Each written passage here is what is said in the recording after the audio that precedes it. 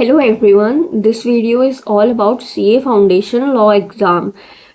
So basically law is altogether a new subject for all of us because in our class 12, 11, 12 we have studied accountancy, mathematics and economics. So all those concepts are somewhat similar to that what we have studied in our school days.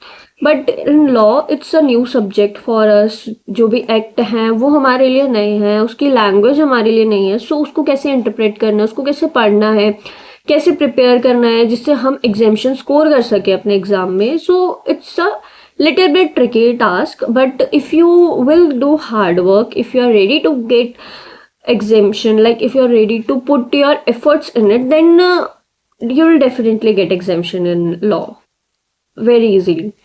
So I have cleared my I have cleared my CA foundation exam in December 2021 and I secured 66 marks in law.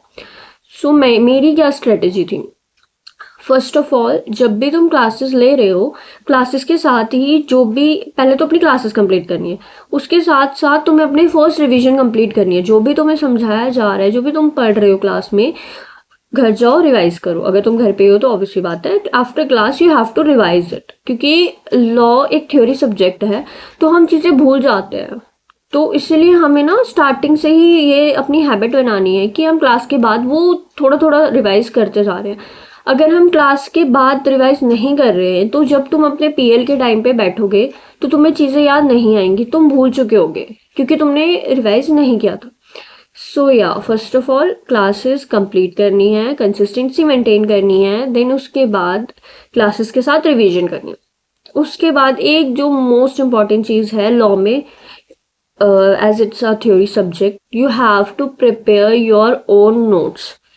क्योंकि तुम जितना लिखोगे, जितना खुद से try करोगे अपनी चीज़ों को कंसाइज करने का, और अगर तुम्हारे हैंड रिटन नोट्स रेडी होंगे तो तुम्हें पीएल में या फिर वन डे बिफोर एग्जाम इतनी इशू नहीं आएगा. जस्ट बिकॉज तुम उन्हीं नोट्स से पढ़ रहे हो, वो तुम्हारे हैंड रिटन नोट्स हैं, तुमने खुद लिखे हैं, तो तुम उनके साथ ज़्यादा कंफर्टेबल हो जाते हो पढ़ने में, तुम्हें इतना इशू नहीं आता. क्योंकि यार जो भी तुम्हारे हैंड रिटन नोट्स होते हैं वो बहुत हेल्पफुल होते हैं. मैंने अपने लॉ के एग्जाम से मतलब ड्यूरिंग द क्लास मैंने नोट्स प्रिपेयर नहीं करे थे, बट जब मैं पीएल में पढ़ने बैठी तब मुझे समझ आया कि यार नोट्स बहुत ज़्यादा इंपॉर्टेंट है. मैंने जिन चैप्टर्स के नोट्स बनाए थे वो मुझे अच्छे से समझ आ रहे थे, बट जिन चैप्टर्स के मैंने नोट्स नहीं बनाए थे वो चैप्टर्स में मुझे बहुत डिफिकल्टी हो रही थी पढ़ने में. तो मेरे पास उस टाइम था, मुझे टाइमली चीज़ समझ आ गई. Then I have prepared notes of all the chapters, remaining chapters.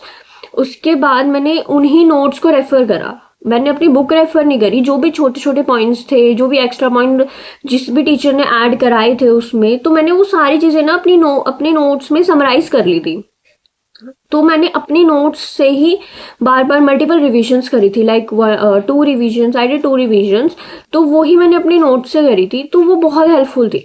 उसके बाद मैंने क्वेश्चन सॉल्व करे थे, जो भी तुम्हें करना है यार, क्योंकि लॉ में हमें ना क्वेश्चंस हमें पता नहीं होते, like how to solve it, how to present it in exams. हमें पता है कि एक ये सेक्शन है, ठीक है, इसको हमें इसका ये आंसर है, we know the answer but we don't know how to prepare it in exam. So that's the important thing. अगर तुम एग्जाम में प्रिपेयर नहीं कर एग्जाम में अगर तुम प्रेजेंट नहीं कर पा रहे हो तो व्हाट्स द मैटर, मतलब तुम्हारा पढ़ने का तो कोई फायदा नहीं हुआ ना. अगर तुम्हारे माइंड में वो चीज़ है but you are not able to express it in the exam, so all the things, all the preparation you have done is waste.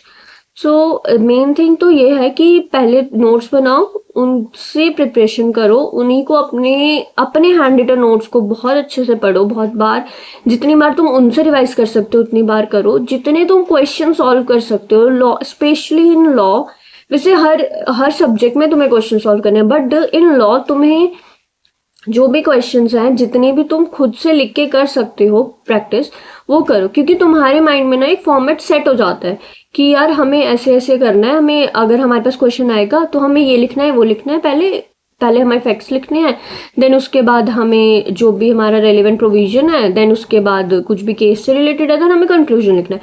तो अगर तुम प्रैक्टिस करोगे ना तो वो फॉर्मेट तुम्हारे माइंड में सेट हो जाएगा। जब तुम्हारे पास पेपर में क्वेश्चन आएगा तो तुम्हारा माइंड सीधा लिखना स्टार्ट कर देगा। उसको ज़्यादा सोचने में टाइम नहीं लगेगा कि यार ये क्वेश्चन आया, मुझे प्रेजेंट कैसे करना है।